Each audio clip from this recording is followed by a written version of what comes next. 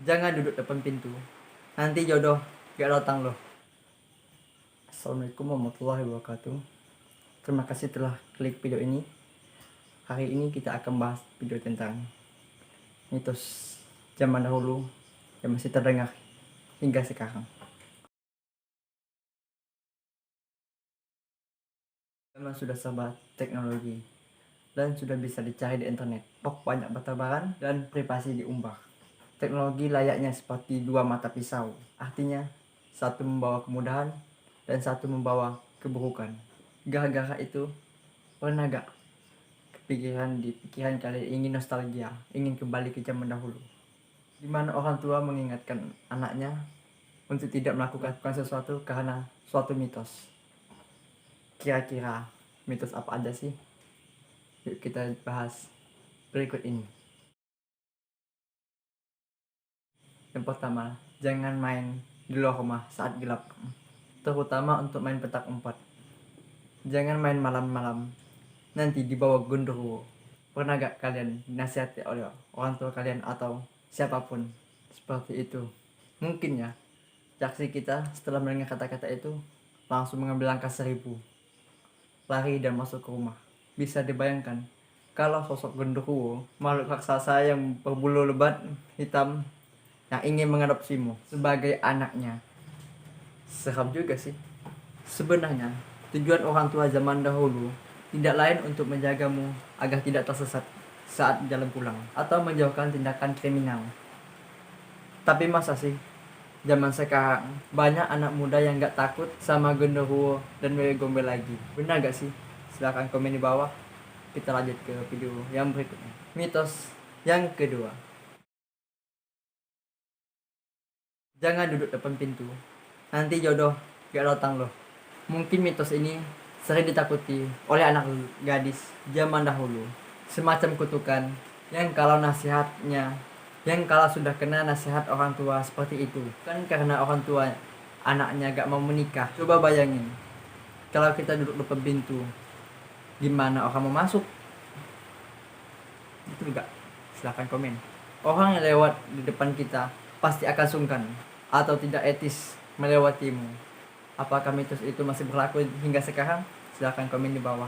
Kita lanjut ke video berikutnya. Mitos yang ketiga, tidak baik tidur sore-sore. Mata tiba-tiba mengantuk, tapi masih sore. Zaman dahulu zaman dulu hingga sekarang cuman ada namanya tidur siang dan tidur malam. Tidur sore mungkin jangan dilakukan, tapi nasihat orang tua ada betulnya. Kalau kita tidur sore-sore, pasti kita tidak bisa tidur di malam hari dan bergadang sampai pagi. Atau mungkin kamu ada tugas dari sekolah hingga lupa untuk mengerjakannya, atau kegiatan yang lain yang bermanfaat untuk persiapan esok. Awas kalau tidak mengerjakan tugas, ditunggu oleh bapak atau ibu gurunya. Hormat pada tiang bendera. Lanjut ke video berikutnya. Yang keempat adalah, mungkin kalian sering mendengarnya, kalau makan harus habis, nanti ayamnya mati. Kan kasihan.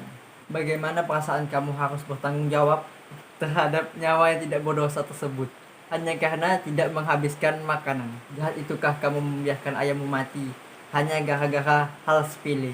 Atau kasihan sama orang tua yang bersusah payah untuk mencari uang untuk membeli makanan? Apa gak kasihan? Pasti sama orang tua tidak ingin anaknya sakit kalau tidak makan. Kita lanjut ke video berikutnya. Terus berikutnya, jangan cabut uban, nanti semakin banyak. Tumbuhnya uban sebenarnya dipengaruhi oleh berbagai macam hal, tidak hanya karena usia tua atau gen keturunan saja. Pengaruh pola makan dan kesehatan, kimia juga bisa memengaruhi menurunnya sen. Cabut uban bisa menurunkan folikel pada kulit kepala dan memenuhi rambut baru yang akan tumbuh lebih tipis ataupun lebih terlihat tebal. Maka dari itu kesannya akan terasa lebih banyak. Kita lanjut ke mitos berikutnya. Mitos berikutnya adalah, jangan ke pantai menggunakan baju hijau, nanti jadi pengantin makhluk halus. Semasa sekolah, kalian pasti pernah melakukan study tour sama teman-teman kalian ke pantai yang memiliki mitos tempat tersebut. Maunya refreshing bersama teman-teman, malahan takut jadi pengantin makhluk halus. Bahkan ada yang tidak berani menikmati ombak laut, yang hanya berpakaian serba hijau. Lepas benar atau tidaknya mitos ini, ada baiknya juga. Logikanya, warna hijau dan warna biru cenderung membuat kamu bersatu dengan sehingga akan menyulitkan tim sah ataupun orang-orang di sekitar apabila terjadi musibah atau tidak ataupun kecelakaan yang tidak diinginkan. Maka dari itu, tim sah dan penjaga pantai rata-rata menggunakan memiliki warna terang seperti oranye dan merah sebagai lawan dari warna alam. Seperti hijau ataupun biru, lebih baik selamat daripada terlambat. Kita lanjut ke video mitos berikutnya. Mitos yang ke-7, mata bintitan. Jangan-jangan kamu habis mengintip orang mandi. Pernah gak kalian? Hanya gara-gara mata bintitan, kalian diejek oleh teman kalian.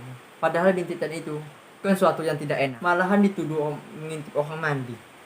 Bintitan sendiri karena adanya bakteri dalam mata, sehingga menimbulkan infeksi. Bisa juga karena sebagai bentuk reaksi makanan. Misalnya protein. Pengobatannya sangat sederhana, bahkan tidak memerlukan tindakan khusus. Apa hubungannya mengintip orang mandi dengan bintitan itu? Silahkan komen di bawah. Mitos yang berikutnya. Kalau di dalam hutan, jangan sembarangan ataupun bicara kotor, apalagi membuang sampah. Selain itu, tidak hanya di dalam hutan, tidak menjaga sikap seperti ini saat mengunjungi tempat yang asing sangatlah wajib. Dahulu mitos ini dihubungkan dengan penjaga tempat tersebut yang tidak terima dan dapat melakukan hal buruk terhadap kamu. Misalnya terluka ataupun tersesat karena halusinasi. Namun percaya atau tidak pada mitos tersebut harus ditaati. Ingat, dimanapun kalian berada, harus menjaga sikap dan menghargai kepada siapapun, karena posisi kamu adalah sebagai tamu. Kita lanjut ke video mitos berikutnya.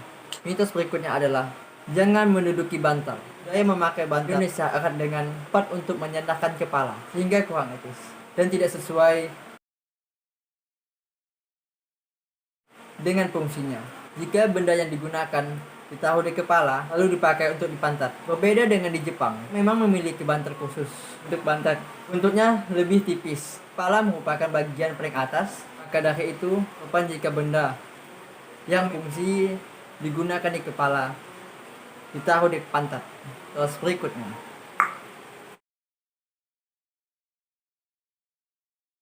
mitos berikutnya adalah pasti kalian pernah mendengar mitos ini.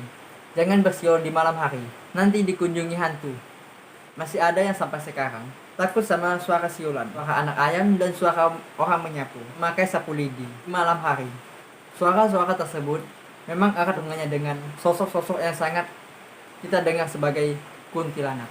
Padahal orang tua melarangmu bersiul di malam hari hanya semata-mata karena mengganggu orang lain yang sedang tidur. Melarang menyapu di malam hari dan sapu lidi lain suaranya berisik juga belum tentu bersih saat kamu melakukannya di pagi hari. Kenapa banyak-banyaknya jenis makhluk halus kuntilanak yang harus dikaitkan dengan mitos tersebut? Silahkan komen di bawah. Kita lanjut ke mitos berikutnya. Mitos berikutnya adalah kenapa kucing bakalan sial 100 tahun. Sinetron religi biasanya kental dengan berbagai macam azab kubur yang memberikan pandangan pada penontonnya supaya harus menghindari sesuatu yang dilarang oleh agama. Bagaimana menyiksa bahkan membunuh makhluk hidup adalah salah. Manusia diciptakan untuk berdampingan dengan berbagai macam makhluk ciptaannya, sehingga menyakiti sesama makhluk Tuhan sengaja maupun tidak sengaja dipertanggungkan kelak. Kalau mitos saya zaman dahulu, apabila kita menabrak suatu misalnya kucing, kita harus menanam pakaian kita bersama kucing tersebut. Kalau tidak, kita akan sial. Menyukai video ini, jangan lupa untuk like, subscribe, dan nyalakan lonceng notifikasinya. Biar apa? Biar kalian tahu bahwa saya sudah mengupload video yang terbaru. Terima kasih. Assalamualaikum warahmatullahi wabarakatuh.